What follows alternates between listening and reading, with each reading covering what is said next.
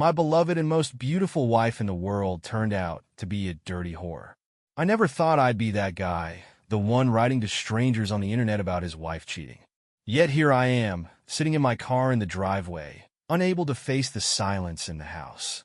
My wife, Emily, is inside, and I'm out here questioning every decision that led me to this moment. Emily and I have been married for 8 years.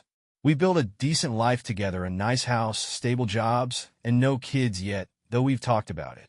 She's always been sharp-tongued, fiercely independent, the kind of person who could walk into a room and command everyone's attention.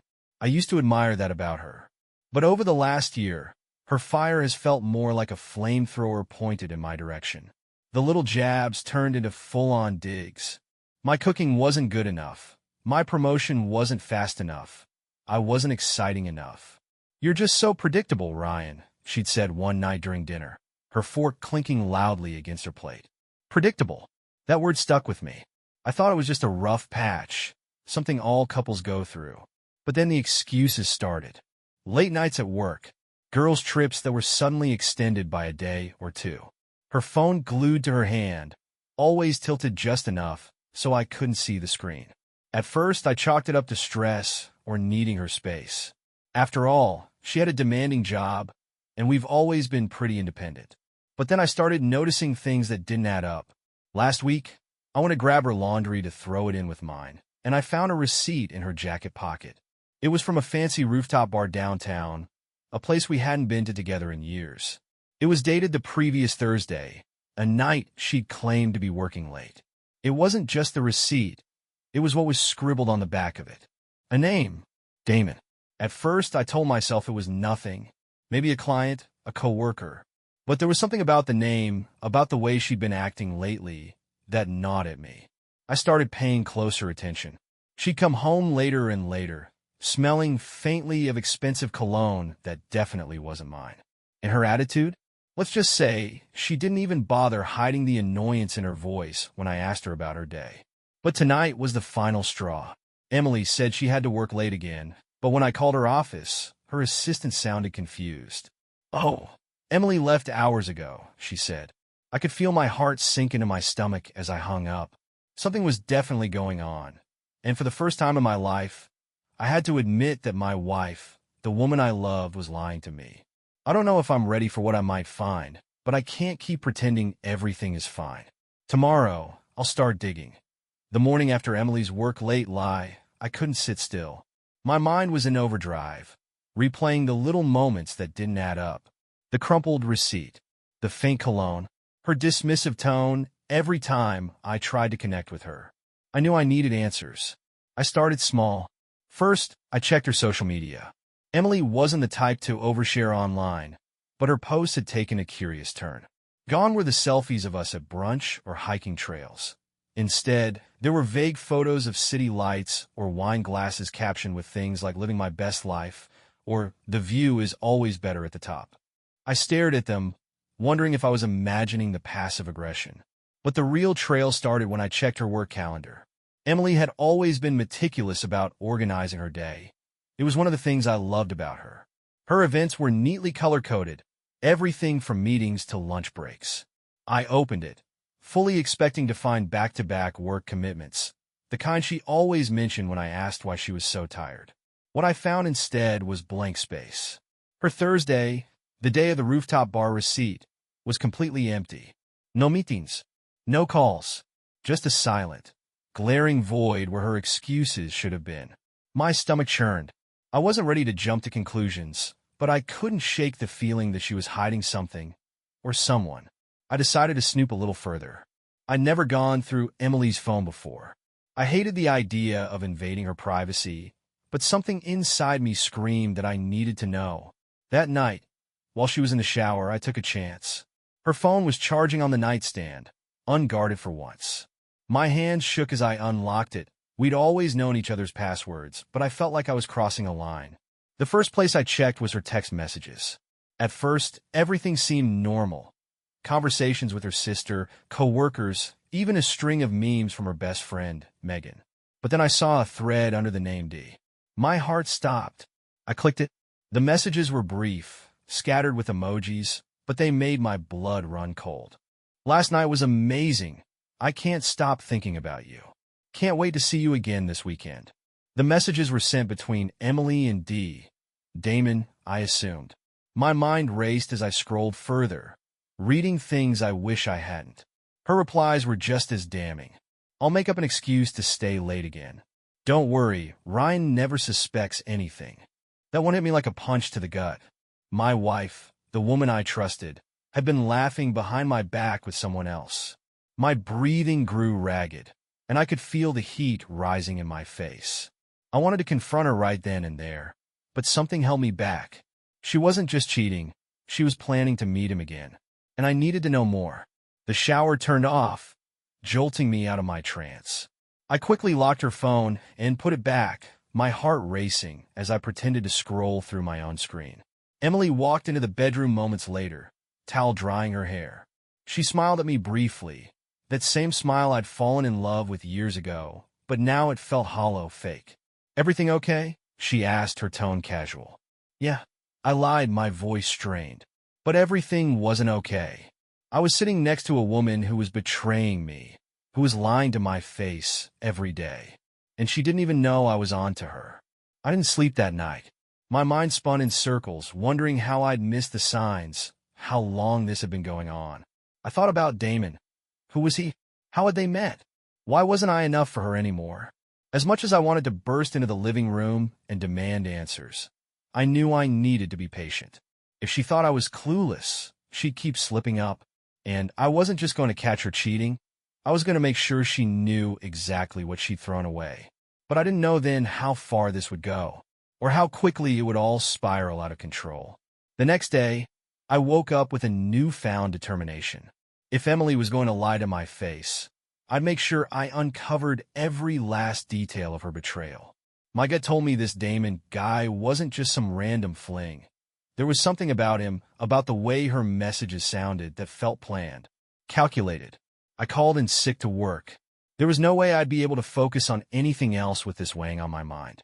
After Emily left for the office, I grabbed a notebook, sat at the kitchen table, and started piecing things together. I jotted down the details I knew so far. Receipt from the rooftop bar, dated Thursday night. Text messages confirming she was meeting Damon regularly. Empty calendar entries on days she claimed to work late.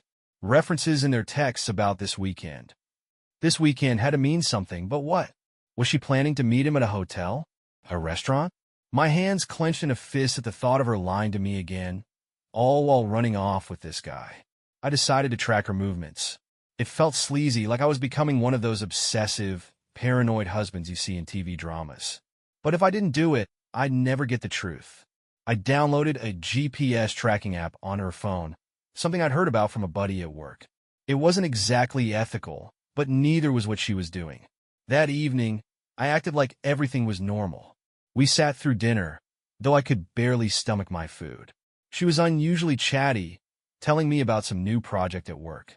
I nodded along, forcing a smile, but I could barely hear her words. All I could think about was her phone sitting just inches away on the counter. "Busy day tomorrow?" I asked casually, testing the waters. She hesitated, her fork pausing midair. "Yeah, pretty busy," she said, her eyes flicking to the side. "I've got meetings all afternoon. Probably won't be home until late again."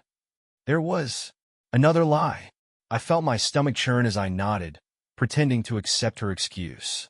I waited until she went to bed before checking the GPS app. Sure enough, her phone had been pinging from places she'd never mentioned before, bars, parks, even a neighborhood on the other side of town. My heart sank deeper with every pin on the map. She wasn't just sneaking around. She was comfortable sneaking around. And that's when things took a turn. Around midnight, while Emily was asleep, I checked the app again. Her last location wasn't a restaurant or a park. It was an address in a rough part of town. A place I wouldn't have imagined Emily ever stepping foot in. I typed the address into Google. The screen loaded slowly, and when it finally showed the location, my heart dropped. It was a bar notorious for being a hangout spot for a local gang. What the hell was my wife doing at a place like that? At first, I thought I had to be wrong. Maybe it was a coincidence, maybe Damon lived nearby. But the more I thought about it, the more suspicious I became. Was Damon part of something bigger? Was Emily wrapped up in something dangerous? I lay in bed that night staring at the ceiling, my thoughts spiraling out of control. Who was Damon? And why was my wife sneaking off to places like that to see him? The next day, I made a decision. If she was meeting him this weekend, I'd follow her. I had to see it for myself.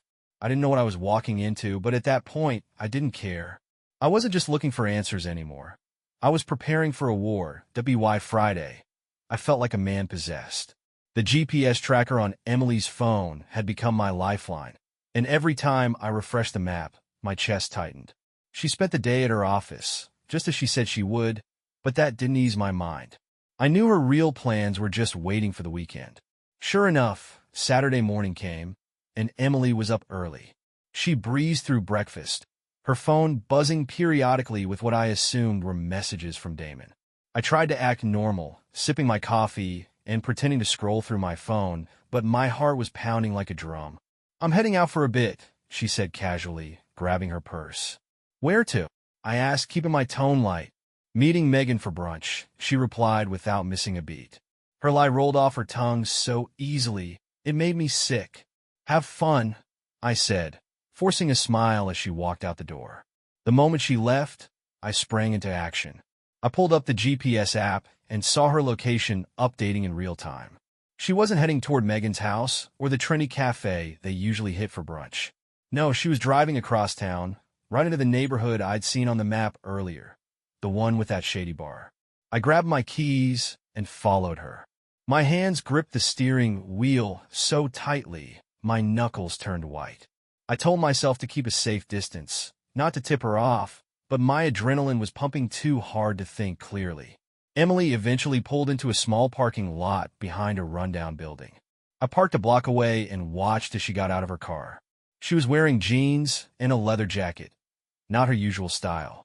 My chest tightened as I saw her glance around nervously before heading toward a back entrance. I waited a few minutes before following. The building looked more like a warehouse than a bar, with graffiti scrawled across the walls and broken glass littering the ground. My pulse quickened as I crept closer. Through a grimy window, I saw her step inside. She was greeted by a tall, muscular guy with tattoos running up his neck. Damon. It had to be him. He gave her a smug smile, and she hugged him like they'd known each other forever. My stomach churned. This wasn't just an affair. This was something darker. I moved to a side window, trying to get a better angle. The room inside was dimly lit, with a few mismatched chairs and a pool table in the corner. A group of men sat around, drinking beer and talking in low voices. One of them handed Damon something, what looked like a small envelope. Emily said something to Damon, and he nodded, slipping the envelope into his pocket before pulling her close. My blood boiled as I watched him kiss her, right there in front of everyone. I clenched my fists, every instinct screaming at me to storm in and tear him apart. But then I heard something that made me freeze. "Does your husband suspect anything?" Damon asked, his voice low but sharp. Emily shook her head, laughing softly. "Not a clue. Ryan's too busy playing house. He wouldn't last a day in this world." Her words felt like a slap in the face. I wasn't just some boring husband to her. I was a joke. But before I could process the anger bubbling inside me, something unexpected happened. Damon pulled away from her, looking annoyed. "Look, I told you I don't need drama with some guy showing up at my door. If he finds out about us, you're on your own. Got it?" Emily rolled her eyes. "Relax. I told you, Ryan doesn't have the balls to do anything. He's harmless." I felt like I was going to explode. Harmless? I'd show them just how harmless I wasn't. But then Damon's voice dropped lower, his tone turning serious. "This isn't just about us, Emily. If you screw this up, there's more at stake than your little suburban life. So keep it clean. No mistakes." What the hell was that supposed to mean? My heart raced as I ducked behind the wall, trying to make sense of what I'd just heard. This wasn't just an affair. It sounded like Emily was involved in something much bigger. Something dangerous. I didn't have all the pieces yet, but I knew one thing for sure. I couldn't sit on the sidelines any longer. I needed a plan, and I needed it fast. Because whatever was going on in that building, it wasn't just about me and Emily anymore. The moment I got back to my car, I realized I couldn't keep playing this game from the sidelines. If Emily thought I was clueless and harmless, I'd use that to my advantage.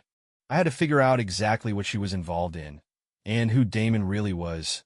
That night, I couldn't get their conversation out of my head. If you screw this up, there's more at stake than your little suburban life. What the hell was he talking about? It wasn't just some affair. Damon wasn't just some smooth-talking bad boy.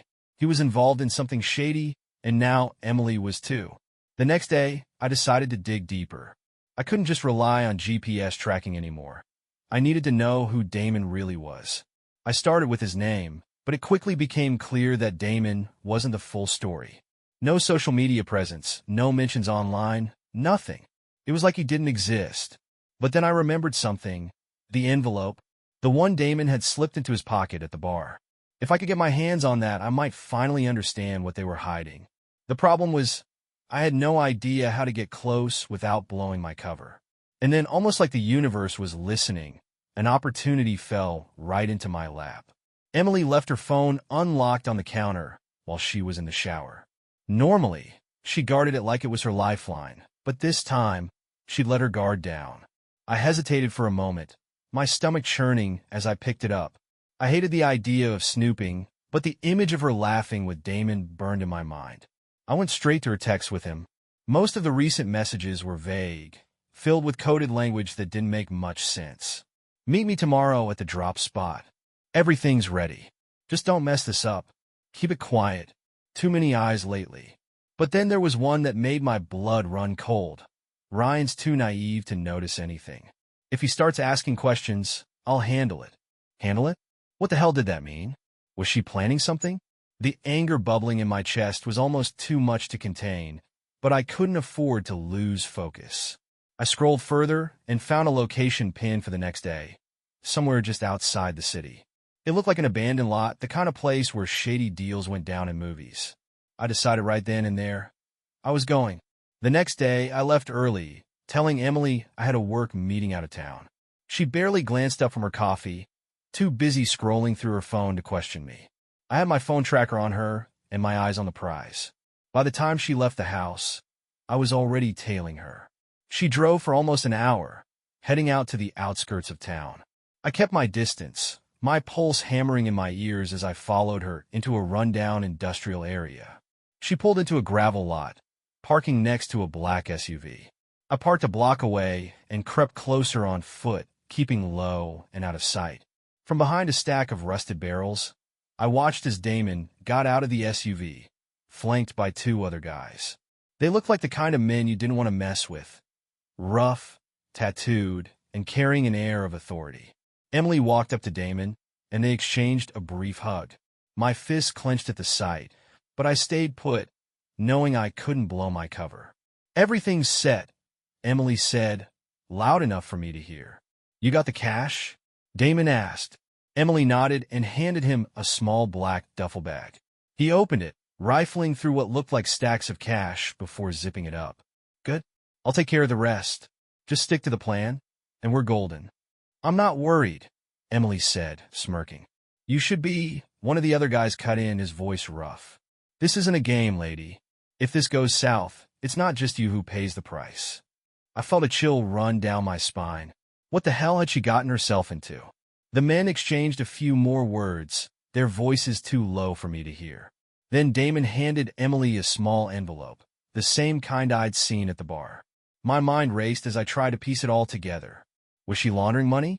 Passing off illegal goods? Whatever it was bigger than I'd imagined, and now I was in too deep to turn back. As they started to wrap things up, I knew I had to act fast. I couldn't confront them outright. Not yet, but I needed to know what was in that envelope. So I made a decision. I was going to break into Emily's car.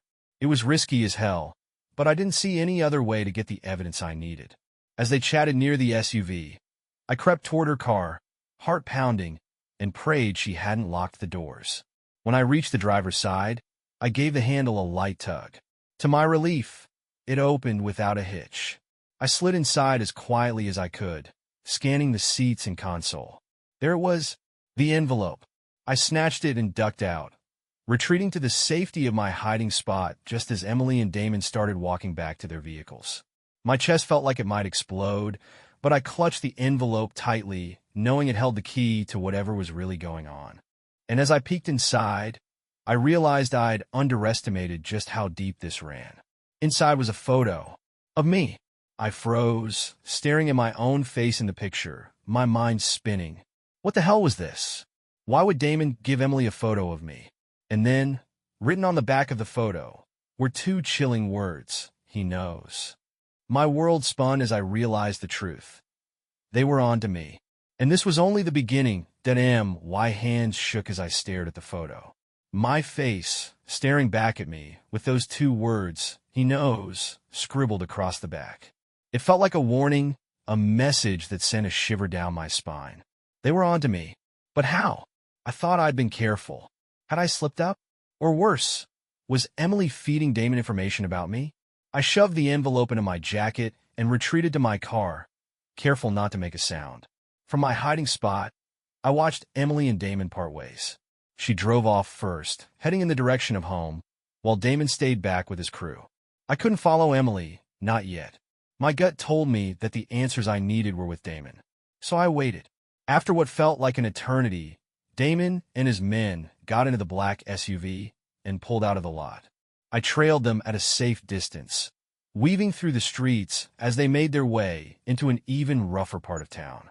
My heart pounded with every turn. If they caught me, I had no doubt this would end badly. Finally, they pulled into a parking lot behind a nondescript building. It looked abandoned, the windows boarded up and graffiti covering the walls. Damon and his men got out, one of them carrying the duffel bag Emily had handed over earlier. I parked a block away, carefully approaching the building on foot. The back door was slightly ajar, and I crept closer, staying low and out of sight. The sound of muffled voices reached my ears as I peeked through a crack in the door. Inside, Damon and his crew were gathered around a table. The duffel bag was open, and they were counting stacks of cash.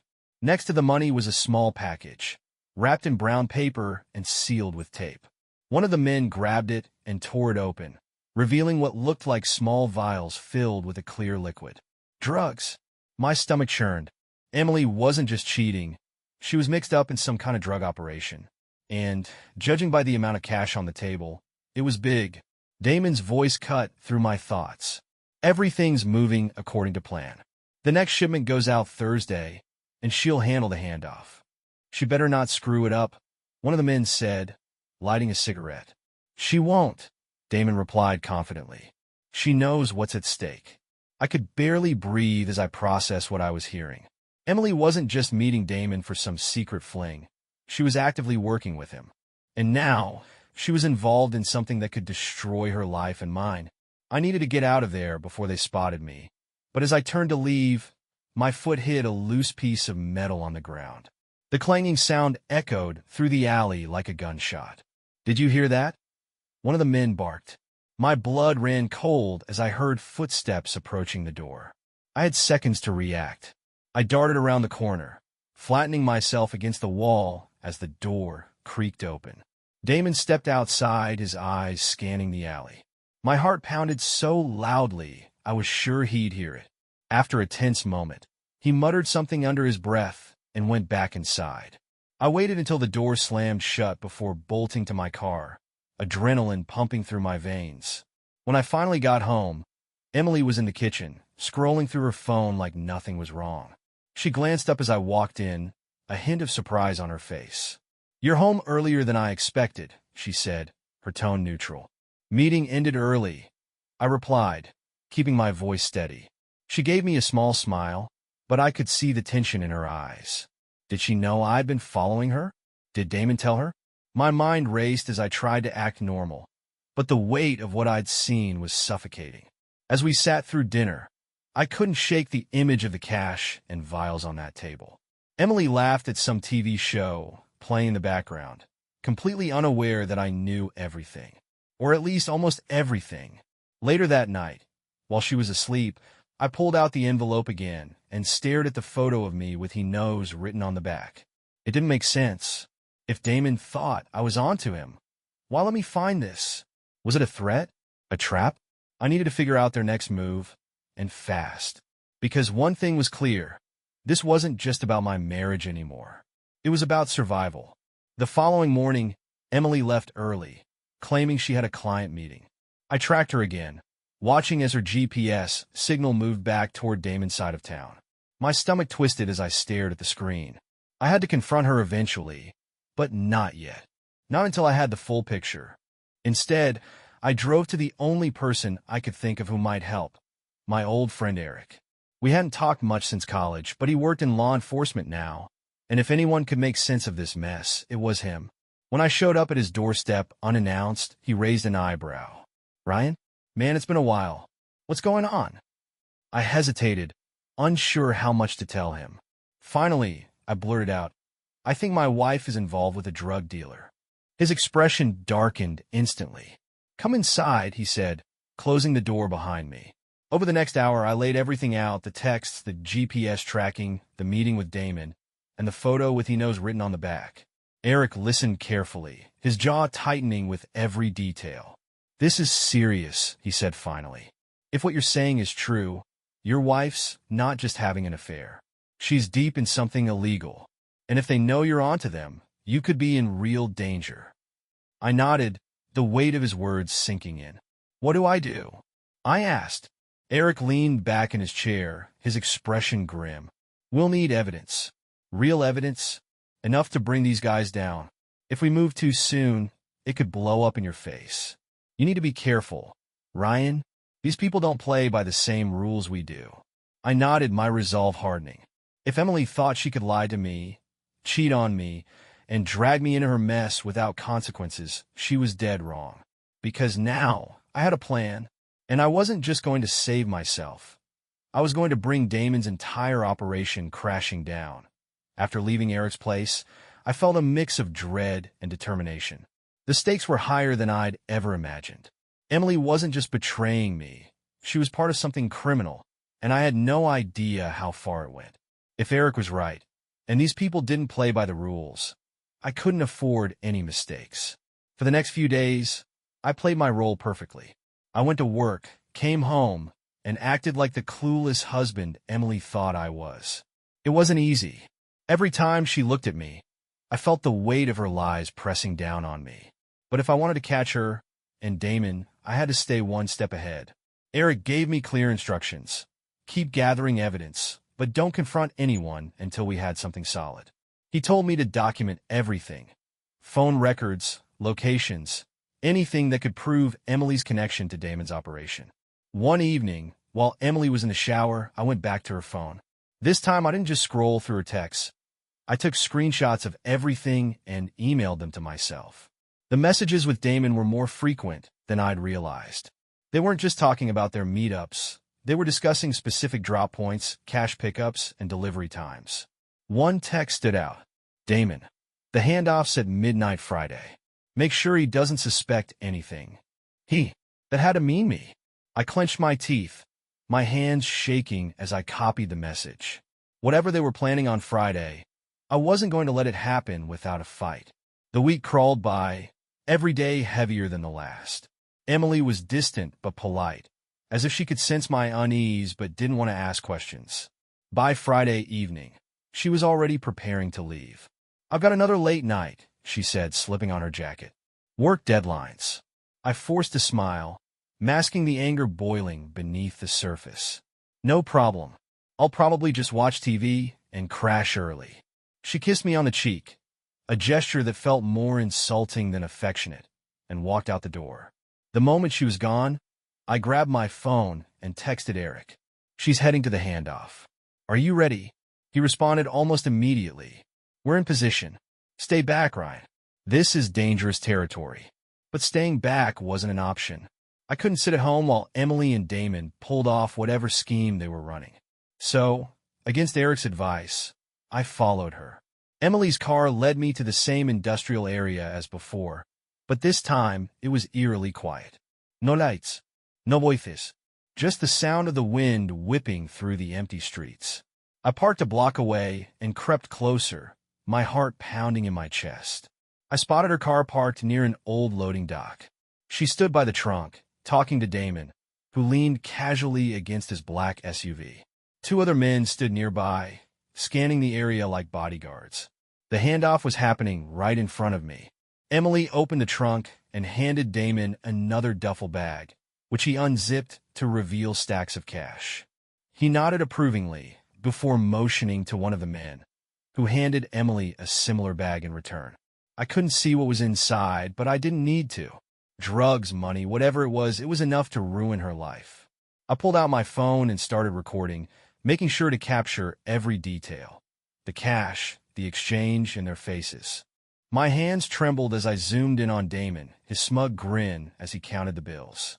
But then, just as I was about to text Eric, something unexpected happened. One of Damon's men leaned in close to him and whispered something. Damon's expression darkened, and he turned his head, scanning the shadows. "Someone's here," he said, his voice low but sharp. My stomach dropped. Before I could react, one of the men pulled out a flashlight and began sweeping the area. The beam of light crept closer and closer to my hiding spot, and I felt my pulse spike. I ducked behind a stack of crates, holding my breath as the light passed over me.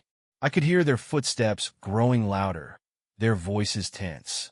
"Whoever it is, find them," Damon ordered. I knew I had to move. Staying put would only get me caught, and I couldn't afford to lose the evidence I'd just recorded. I crept away from the crates, keeping low and using the shadows as cover. My car wasn't far, but every step felt like an eternity. The sound of my own breathing was deafening in my ears.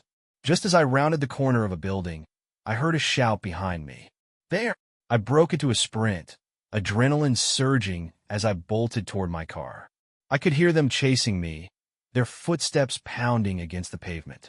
I reached my car, fumbling with the keys as panic set in. The moment I unlocked the door, I jumped in and started the engine, peeling out of the parking lot as fast as I could. In my rearview mirror, I saw Damon and his men standing in the middle of the street, their faces etched with fury. When I got home, my hands were still shaking. I forwarded the video to Eric immediately, along with the text message I'd copied earlier. "Did you make it out?" he texted back. "Barely," I replied. "What's next?" Eric called me, his voice urgent. "Ryan, listen to me. This is bigger than you think. That footage you got? It's enough to blow the lid off their operation. But you need to stay out of it now. Let us handle it." I wanted to argue, to tell him I couldn't sit on the sidelines while Emily and Damon got away with everything. But I knew he was right. For now, I'd done my part. But something told me this wasn't over. Not by a long shot. Because if Damon knew I was watching, he wasn't just going to let this go. The night after the chase was a blur. I barely slept, my mind racing with possibilities. I kept replaying the scene in my head.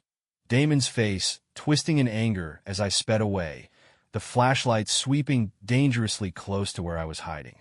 I knew they'd seen me. And if Damon was as dangerous as Eric believed, then I just painted a giant target on my back. But it wasn't just Damon I had to worry about. Emily came home late, as usual, her keys jingling softly as she slipped through the front door. I sat in the darkened living room, pretending to watch TV, though the sound was muted. She didn't even glance my way as she walked upstairs, her heels clicking on the wooden floor.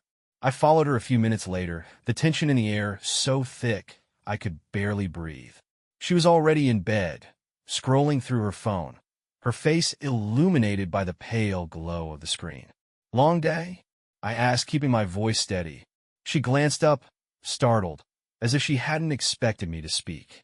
"Yeah," she said, brushing her hair behind her ear. "Exhausting." I nodded, biting back the sarcastic response on the tip of my tongue. "Exhausting? Was it the cash exchange or the chase that wore you out?" Instead, I climbed into bed beside her, my heart pounding as I tried to act normal. Emily rolled onto her side, facing away from me, and within minutes, her breathing slowed. She was asleep, or at least pretending to be. I stared at the ceiling, wondering how we'd gotten here. 8 years of marriage, and now I was lying next to a stranger. The next morning, I woke to the sound of Emily humming in the kitchen. She was in an unusually good mood, frying eggs and toasting bread like nothing had happened. "Morning," she said brightly as I walked in. Her cheery tone made my stomach turn. It was the kind of forced optimism that only confirmed my suspicions. She knew something was wrong. Morning, I replied, pouring myself a cup of coffee. I was thinking, she began, sliding a plate of eggs and toast across the counter. We should take a weekend trip soon. Just the two of us. It's been a while since we spent quality time together. I stared at her, struggling to keep my expression neutral. A weekend trip? Now? The timing was almost laughable. Sure, I said, forcing a smile. That sounds nice. But inside, my mind was racing. Was she trying to distract me? To get me out of the way? As she chattered on about potential destinations, I discreetly texted Eric under the counter. She's acting weird. Something's off, he replied almost immediately. Lay low. We're making our move soon. For the rest of the day, I tried to act normal, though every moment felt like a ticking time bomb. Emily left the house around noon, claiming she had errands to run. I didn't follow her this time. Instead, I stayed home, my paranoia growing by the second. Around 3 p.m., Eric called. His tone was tense. Ryan, we've got enough to move forward, he said. We're planning a raid on Damon's operation tomorrow night. Your footage sealed the deal. I let out a breath I hadn't realized I was holding. That's great, I said. What do you need from me? Nothing, he replied firmly. You've done enough. Stay out of it. This is dangerous territory, Ryan. We don't want you anywhere near it. I wanted to argue, to insist on being there when it all went down. But deep down, I knew he was right. Damon wasn't just some petty criminal. He was dangerous, and if he knew I was involved, things could get ugly fast. That evening, Emily came home with takeout, another bright smile plastered on her face. She was trying too hard, her cheeriness bordering on eerie. I got your favorite, she said, setting the bags on the counter. Thanks, I said, eyeing her carefully. As we ate, she kept glancing at me, as if searching for some sign that I suspected anything. I kept my guard up, responding with polite but distant conversation. By the time we went to bed, the weight of her deception felt suffocating. I lay awake, staring at the ceiling, my mind spinning. Tomorrow, everything would come to a head. The raid would expose Damon, and by extension, Emily. But I couldn't shake the feeling that she was already planning her next move. What would she do when Damon was gone? Would she run? Try to drag me into the fallout? I didn't have the answers, but one thing was clear. This wasn't over yet. And as I drifted into a restless sleep, I couldn't shake the feeling that the real storm was just beginning. The day of the raid started like any other. Emily was up early, sipping her coffee and scrolling through her phone as if she didn't have a care in the world. I couldn't tell if she was oblivious to the noose tightening around Damon's operation, or if she was playing her part perfectly. You're quiet this morning, she said, glancing at me over the rim of her mug. Just tired. I lied, trying to keep my voice even. She nodded, unconcerned, and returned her attention to her phone. I watched her out of the corner of my eye, wondering if she'd even be here tomorrow, or if she'd disappear the moment she got word of Damon's takedown. By mid-afternoon, she left the house, claiming she had a lot to do at work. I pretended to believe her, giving her a distracted wave as she walked out the door. The moment she was gone, I texted Eric. She's out. Everything still set for tonight? Yes, he replied. Stay put. We'll handle it. Stay put. The words hung heavy in my mind. I wanted to trust Eric, but sitting on the sidelines felt unbearable. As night fell, the tension in the air was almost suffocating. I paced the living room, my phone clutched tightly in my hand, waiting for some kind of update. Every minute felt like an hour. Finally, around 9 p.m., my phone buzzed. It was Eric. We're in position, he said, his voice low and tense. The warehouse is surrounded. We're waiting for Damon and his crew to show up. And Emily? I asked, my throat dry. She's not here yet. We'll keep an eye out for her. I nodded, even though he couldn't see me. My stomach twisted at the thought of Emily walking into the middle of a raid, but a part of me hoped it would be the wake-up call she desperately needed. For the next hour, I sat in silence, my mind racing. I couldn't shake the image of her standing next to Damon, so confident, so sure I'd never catch on. But now, the clock was ticking, and her world was about to come crashing down. At 10:17 p.m., my phone buzzed again. It was Eric. Ryan, she's here, he said, his voice clipped. My chest tightened. What's happening? She just arrived. Handed Damon another bag. Same as before. We're moving in now. Be careful, I said, though the words felt hollow. Stay by your phone, Eric replied before hanging up. I sat frozen, staring at the screen, my heart pounding in my chest. The next few minutes were a blur. I imagined the chaos unfolding in that warehouse, the shouting, the sirens, the arrests.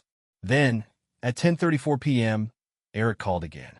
It's done, he said, his voice steady but tired. What happened? I asked, gripping the phone so tightly my knuckles turned white. We got Damon and his men. The drugs, the cash, everything. Your footage helped us connect the dots. They're going away for a long time. And Emily? My voice cracked as I said her name. Eric hesitated. She's in custody. We're bringing her in for questioning. My stomach dropped. Custody? What does that mean? It means she's part of this, Ryan. We can't let her walk away without answers. We need to know how deep her involvement goes. I slumped back against the couch, my mind reeling. Emily, my wife, was being hauled in with a group of criminals. What happens now? I asked, my voice barely above a whisper. That's up to her, Eric said. If she cooperates, she might avoid jail time. But she's going to have to come clean about everything. The hours that followed were some of the longest of my life. I didn't sleep. I didn't eat. I just sat there, staring at the clock, waiting for the phone to ring again. Finally, around 3 a.m., Eric called. We've got her statement, he said. She's claiming she was coerced, that Damon manipulated her into helping him. I let out a bitter laugh. Do you believe her? Eric sighed. It's hard to say. She admitted to laundering money and making deliveries, but she's painting herself as a victim. Whether the DA buys it is another story. I didn't know how to respond. The woman I'd married, the woman I'd trusted, had lied to me for months, and now she was lying to save herself. Ryan, Eric said after a pause, you need to prepare yourself. This isn't just about her anymore. Her actions could have consequences for you, too. What do you mean? I asked, dread creeping into my voice. If she implicates you in any way. Wait, what? I snapped, cutting him off. I'm not saying she will, Eric said quickly. But if she tries to shift the blame or claims you knew about her involvement, things could get messy.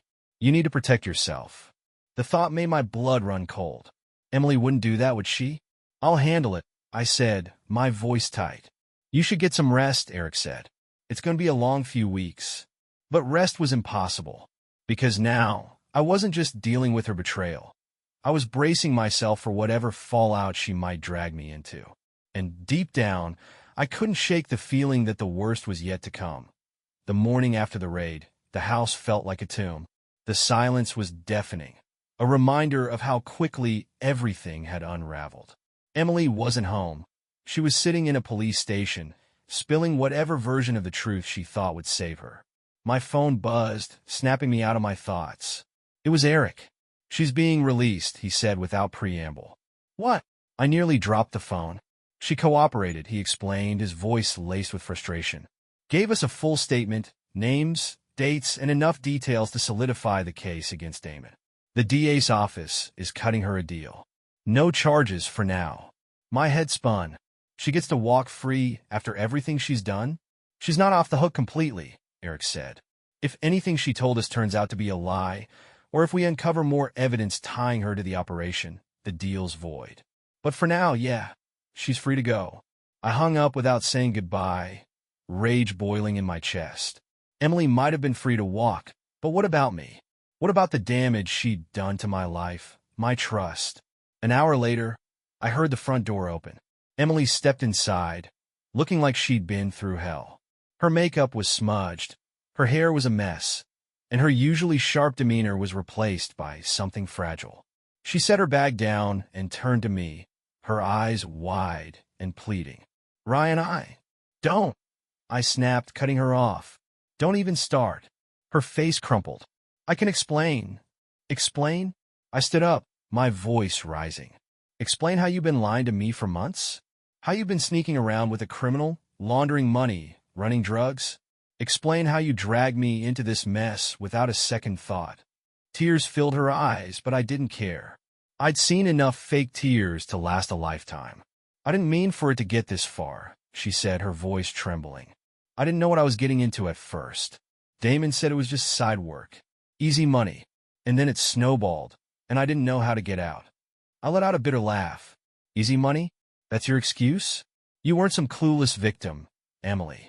You knew exactly what you were doing. You chose this. I was scared, she shouted, her composure cracking. You don't understand what it was like. He threatened me, Ryan. Said he'd hurt me if I didn't help. Her words hung in the air, but I couldn't tell if they were real or another layer of lies. And what about me? I asked, my voice quieter now, but no less sharp. Did you ever stop to think about what this would do to me? Or were you too busy playing criminal mastermind? She shook her head, fresh tears streaming down her face. I didn't want to hurt you. I thought I could fix it before you found out. Fix it? I stepped closer, my fists clenched at my sides. You didn't just hurt me, Emily. You destroyed everything we had. How am I supposed to trust you again? How am I supposed to look at you and not see the lies? She didn't answer. She just stood there, sobbing quietly. And for the first time, I realized she had nothing left. No excuses. No defenses. Just the wreckage of her choices. The rest of the day passed in a blur. Emily stayed upstairs, leaving me alone with my thoughts. I kept replaying her words, trying to decide if they were genuine or just another attempt to manipulate me. By evening, I knew I couldn't stay in the house. The walls felt like they were closing in, suffocating me with memories of a life that no longer existed. I grabbed my keys and left, driving aimlessly until I found myself parked outside Eric's house. He opened the door, took one look at my face, and motioned for me to come inside. How are you holding up? He asked, handing me a beer. Barely, I admitted, sinking into his couch. She's claiming Damon forced her into it. Said she didn't have a choice. Eric leaned back, studying me carefully. Do you believe her? I hesitated, the weight of the question pressing down on me. I don't know. Part of me wants to, but after everything I've seen, I don't think I can trust anything she says. He nodded. That's fair. But for what it's worth, the statement she gave us lines up with what we already knew. Damon was manipulative. He knew how to make people feel trapped. That doesn't excuse what she did, I said, my voice hard. No, it doesn't, Eric agreed. But it might explain it.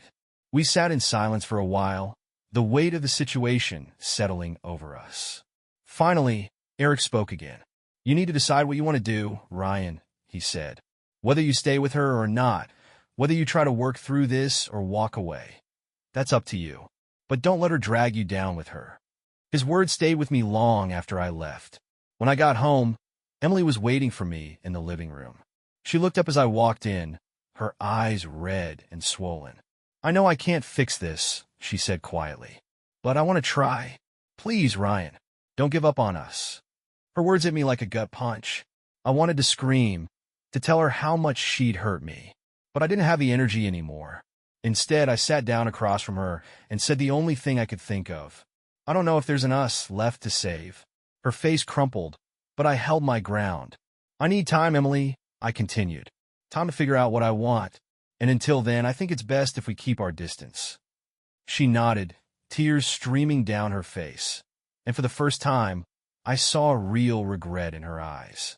But regret wasn't enough to fix what she'd broken. And as I went upstairs to pack a bag, I realized that, for now, the only thing I could trust was myself. The next morning, I woke before Emily, a duffel bag packed and ready by the door. I didn't sleep much the night before, my thoughts churning with every possible outcome. Staying in the same house with her, pretending things could go back to normal. It wasn't an option. Not now. Maybe not ever. She came downstairs as I was zipping up my jacket, her eyes puffy and red from crying. She stopped mid-step when she saw my bag. You're leaving? She asked, her voice shaky. For now, I said, keeping my tone calm but firm. I need space, Emily. Time to think. I can't do that here. Her face twisted with emotion. Ryan, please. Don't go. I'll do anything to fix this. Counseling, therapy, whatever it takes. I wanted to believe her. I wanted to believe that she meant every word. But her promises felt like empty echoes against the mountain of lies she'd already told. I need time, I repeated, brushing past her toward the door. I'll let you know when I'm ready to talk.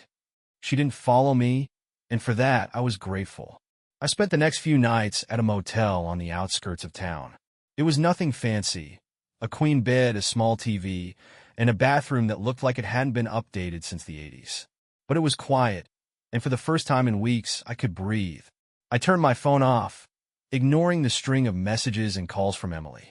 I wasn't ready to face her, or anyone else for that matter. Instead, I focused on sorting through my own thoughts, trying to make sense of everything that had happened. Part of me still couldn't believe it. The woman I'd loved, the woman I'd built a life with, had betrayed me in ways I never thought possible. And for what? Money? Excitement? Some fleeting thrill that Damon had promised her? But the more I thought about it, the more I realized it wasn't just about her. It was about me too.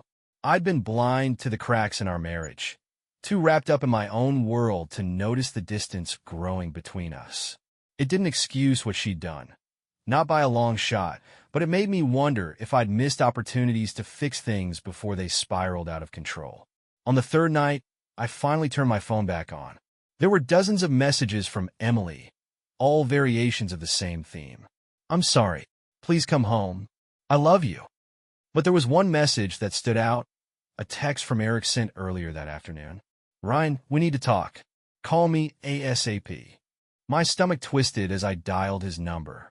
He picked up on the second ring. Ryan, he said, his tone serious. We got a problem. What kind of problem? I asked, dread creeping into my voice. Damon's crew isn't happy about what went down, Eric explained. We've got 2 of his guys in custody, but the rest scattered. And now, we're hearing rumors. Rumors that they're looking for the person who tipped us off. My blood ran cold. Do they know it was me? I asked, my voice barely above a whisper. We don't think so, Eric said quickly. But they know someone was watching them. And if they find out it was you, he didn't finish the sentence, but he didn't need to. Great, I muttered, rubbing a hand over my face. So now I'm a target? We're working on it, Eric said. For now, keep your head down. Don't go anywhere alone. And don't let Emily out of your sight. If they think she knows something, they might come after her too. The irony wasn't lost on me. The woman who had lied to me, betrayed me, and dragged me into this mess was now someone I had to protect. When I got back to the house the next day, Emily was sitting on the couch, staring blankly at the TV. She looked up as I walked in, her eyes lighting up with a flicker of hope. You're back, she said, standing up. Don't get too comfortable, I said, dropping my bag by the door. I'm only here because things just got more complicated. She frowned. What do you mean? I explained what Eric had told me, watching her face pale with every word. So, they're coming after us? She asked, her voice barely audible. Maybe, I said bluntly. That's why I'm here, to keep an eye on you until this blows over. After that, I don't know what happens. Emily sank back onto the couch, her hands trembling. Ryan, I didn't mean for any of this to happen. I didn't want to drag you into it. Well, you did, I snapped. And now we're both stuck dealing with the consequences.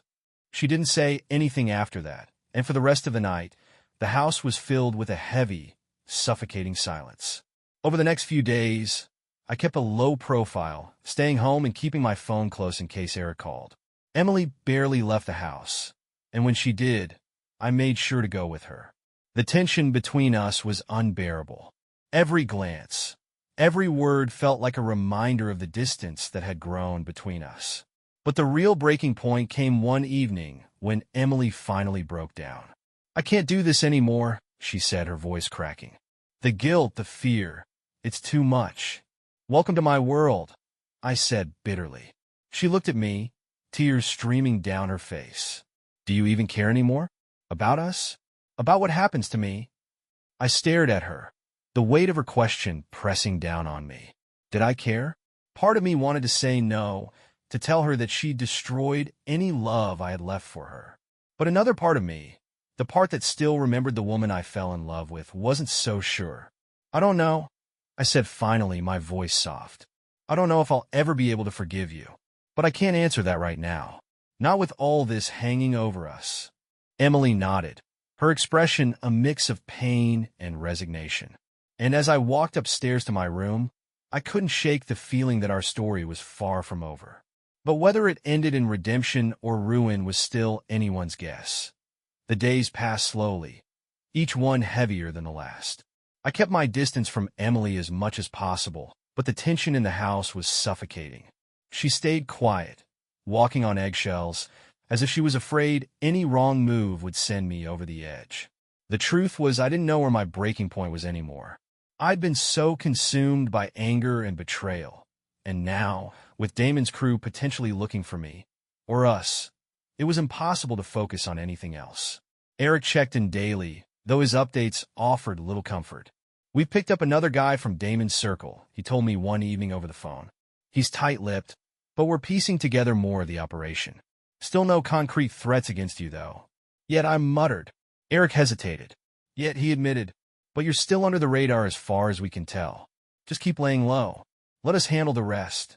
I hung up, setting the phone down on the kitchen counter with a heavy sigh. Laying low was easier said than done when every shadow looked like a threat. That night, Emily and I ate dinner in silence, the sound of our forks scraping against the plates the only noise in the room. She hadn't mentioned anything about Damon or the raid since I'd come back, and I hadn't pressed her for details. What was the point? As we finished eating, her phone buzzed on the table. She glanced at the screen, her face going pale. "Who is it?" I asked, my voice sharper than I intended. "No one," she said quickly, flipping the phone face down. I stood up, my chair scraping loudly against the floor. "Don't lie to me, Emily. Who was it?"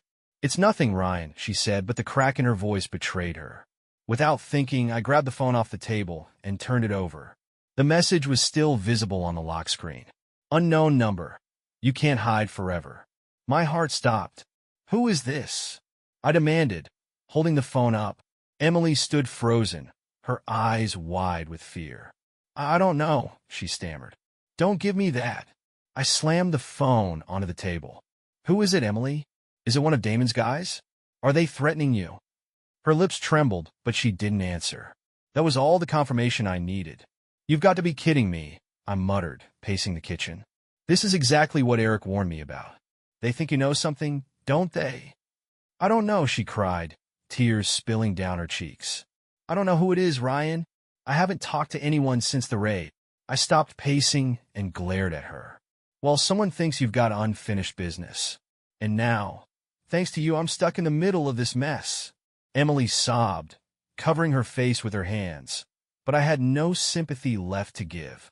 "We're calling Eric," I said, snatching my phone off the counter. When Eric picked up, I wasted no time explaining the situation. "She got a message," I said, "from an unknown number. It said, 'You can't hide forever.'" Eric's tone turned serious. "Do you still have it?" "Yeah, it's on her phone," I replied. "Don't delete it," he said. "Send me a screenshot. I'll run it through our system, see if we can trace it." I sent him the screenshot, then put the phone down, my hands shaking with frustration. Emily sat at the table, her face buried in her hands, as if the weight of her choices was finally hitting her. "Eric's looking into it," I said flatly. "If they're watching us, he'll find out." She nodded but didn't say anything. Later that night, as I lay in bed staring at the ceiling, my phone buzzed again. It was Eric. "We traced the number," he said, his voice grim. "And it's a burner," he replied. "No way to tie it to anyone specific. But we think it's one of Damon's guys, based on the timing." "What am I supposed to do with that?" I asked, my frustration bubbling to the surface. "Just stay vigilant," Eric said. "Don't answer any unknown calls or messages.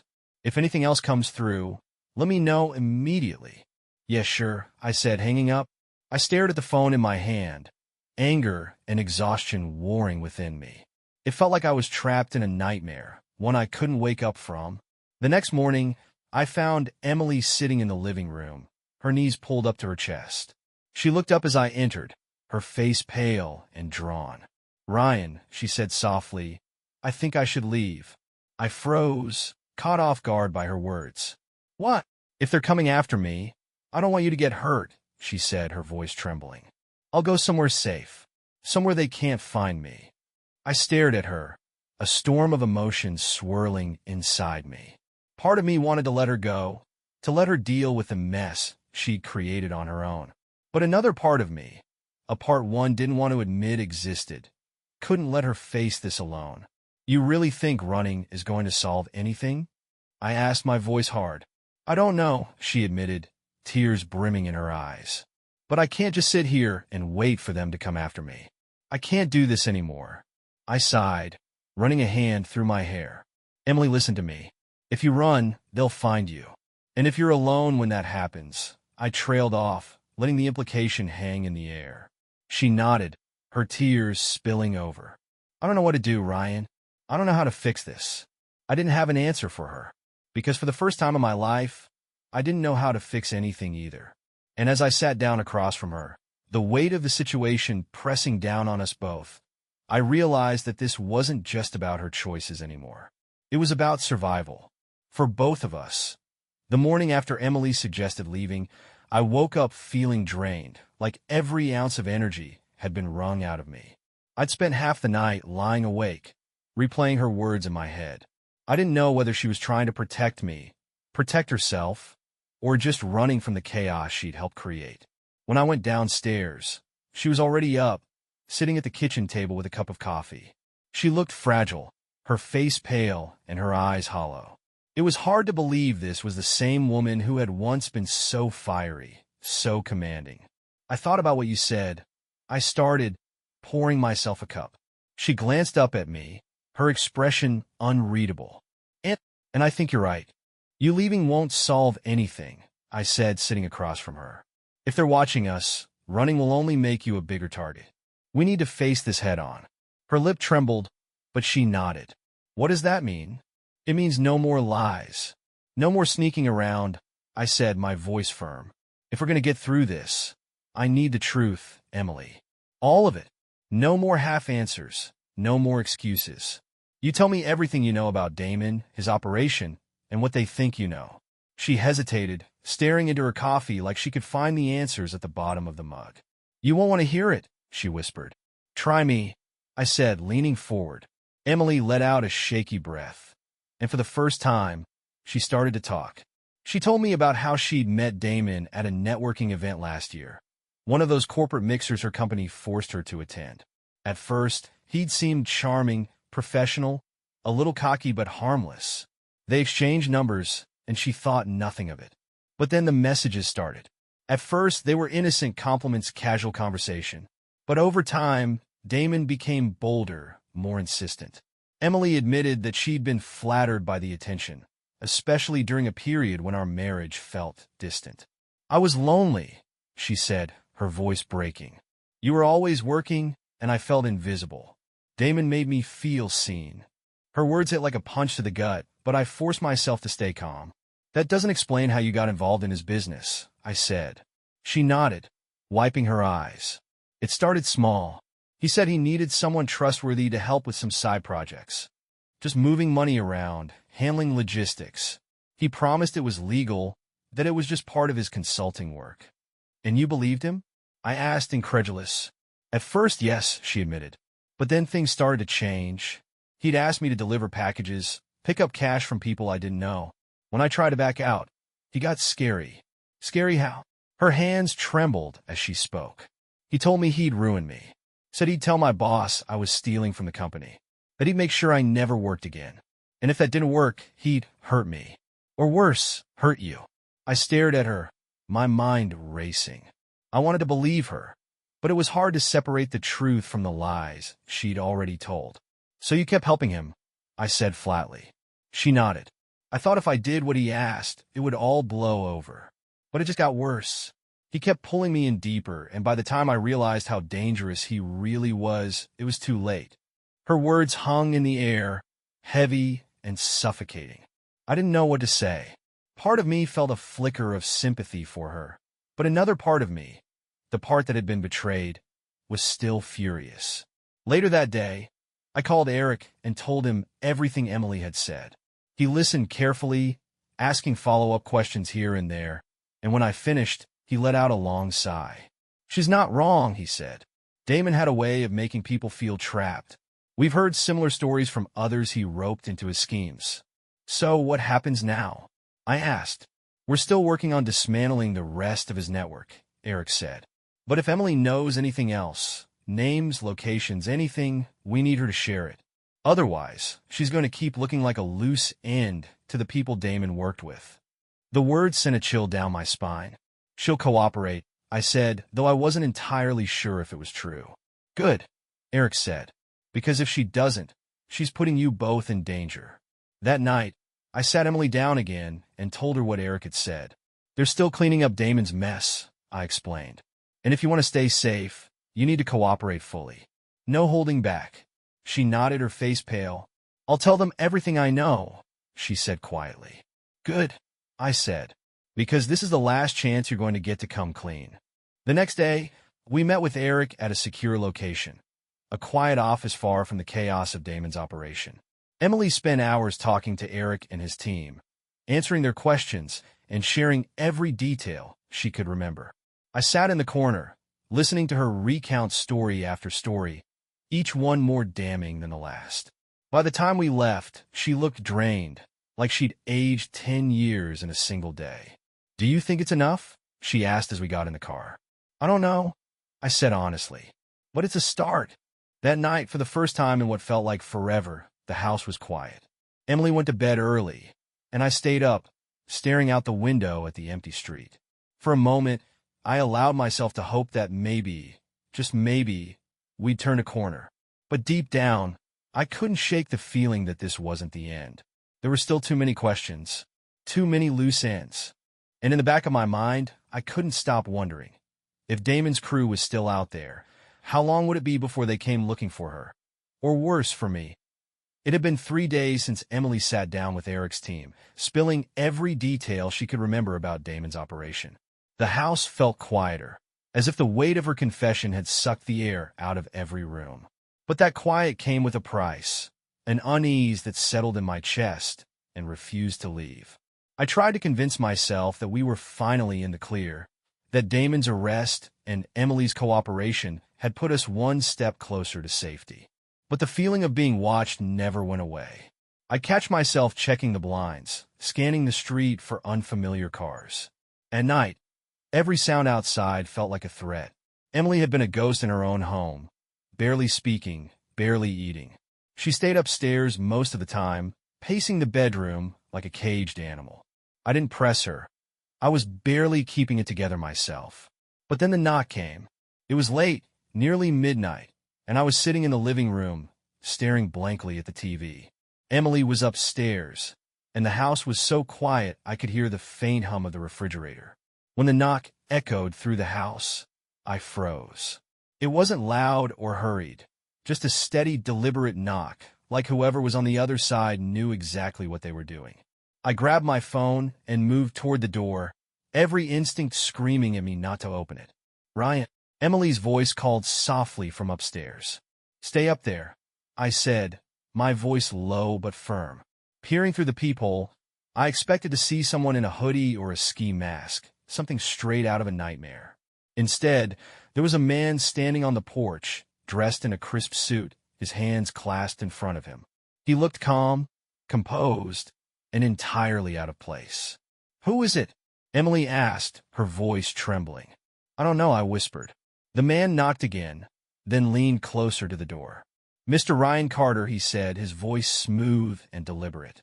I'd like to have a word with you. I felt my stomach drop. Whoever he was, he knew my name. I don't know who you are, I said through the door. But it's late. Come back tomorrow. The man chuckled softly. I think you'll want to hear what I have to say. It's about your wife and Damon. My blood ran cold. What do you want? I demanded. Just a conversation, he said. No harm, no threats. I'm here as a messenger, you could say. I hesitated, every instinct screaming at me to call Eric. But I knew this man wouldn't wait long. Stay upstairs. I called to Emily before opening the door, just wide enough to slip outside. The man smiled politely, his hands still clasped. He was taller than I expected, with sharp features and a calm demeanor that made him even more unnerving. Let's talk, he said, motioning to the porch steps. I didn't sit, but he did, settling himself gracefully as if this were a casual visit. You've caused quite a stir, Mr. Carter, he began, his tone almost friendly. You and your wife, that is. What do you want? I asked again, my voice tight. He sighed, as if disappointed by my lack of civility. It's not about what I want. It's about what my employer wants. Damon's unfortunate situation has left some loose ends. Your wife, for example. I clenched my fists. Emily gave a full statement to the police. She's out of this now. The man tilted his head, smiling faintly. Out of it? Mr. Carter, there's no such thing as being out of it when you're dealing with people like us. Loose ends must be tied. It's nothing personal, just business. My heart pounded as his words sank in. What do you want me to do? I asked, my voice barely above a whisper. He shrugged. Simple. Keep her quiet. Make sure she doesn't talk to anyone else, police, lawyers, reporters. And you? Stay in your lane. If you can do that, we won't have any problems. And if we don't? I asked, my throat dry. The man's polite smile faded, replaced by a cold, sharp look. Let's just say, Mr. Carter, that accidents happen. And we wouldn't want anything unfortunate to happen to your wife or you. When he left, I locked the door behind him and leaned against it, my heart racing. Emily came rushing down the stairs, her face pale. Who was it? She asked, her voice trembling. I looked at her, the weight of the man's words pressing down on me like a lead blanket. Someone from Damon's crew, I said. They want you to stay quiet. No more talking to Eric. No more helping the police. Her hands flew to her mouth. Ryan, what are we going to do? I didn't answer right away. My mind was spinning, weighing the options. We could run, but they'd find us. We could go to Eric, but that might escalate things. Finally, I looked at her and said, we do what they want for now. But we're not just going to sit here and wait for them to come back. Her eyes widened. What does that mean? It means I'm not letting them control us, I said, my voice firm. But we have to be smart about this. Careful. Emily nodded, though she looked terrified. That night, I called Eric, my voice low as I explained what had happened. They sent someone to my house, I said. A guy in a suit. Told me to keep Emily quiet or there'd be accidents. Eric swore under his breath. Damn it. We figured they'd try something, but this is fast. What do we do? I asked. Keep your head down, Eric said. Let me handle it. And whatever you do, don't confront them. These guys don't bluff, Ryan. They play for keeps. His words didn't make me feel any better. After I hung up, I sat in the darkened living room, my mind racing. Damon was gone, but his shadow was still looming over us. And now, I had to figure out how to protect Emily, even if part of me still didn't know if she deserved it. Because one thing was clear, the past wasn't done with us yet. The next morning felt surreal, like I was living on borrowed time. Every noise outside the house made me jump. Every car passing by felt like it was slowing down just a little too much. Emily was visibly shaken, her hands trembling as she poured coffee, spilling some onto the counter. Neither of us said much. There wasn't anything left to say. Eric's words rang in my head like a warning bell. They play for keeps. Emily sat down across from me, clutching her mug like it was the only thing keeping her grounded. What if they come back? She asked, her voice barely above a whisper. They will, I said flatly. This isn't over. Her eyes filled with tears. Ryan, I'm so sorry. I didn't mean for any of this to happen. I was stupid, reckless. I didn't think. You didn't think. I interrupted, my tone sharper than I intended. You didn't think about what would happen when Damon's crew figured out you were more trouble than you were worth. You didn't think about how it would blow back on me.